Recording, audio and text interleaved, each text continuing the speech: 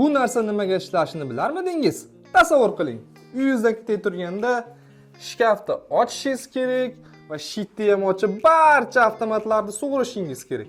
Bu yerda osongina yechim bor. Plastik kartani sug'urasiz, xotirjam uyingizdan ketaverasiz.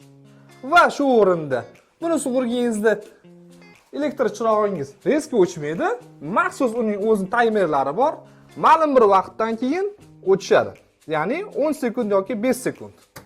Ana, ko'rib turganingizdek, svet o'chdi. Uyingizga kirganingizda plastik kartani suqdingiz va uy yondi. Yana shu o'rinda aytib o'tdik. Buni sug'urganingizda siz cheklov qo'yib qo'yishingiz mumkin. Misol uchun, kotelnik, холодильник, videonaблюдение, xuddi shu narsalarni plastik kartani sug'urganingizda o'chmaydi. Nimaga deganda uyingizga bu ehtiyojlar uchun kerak bo'ladi.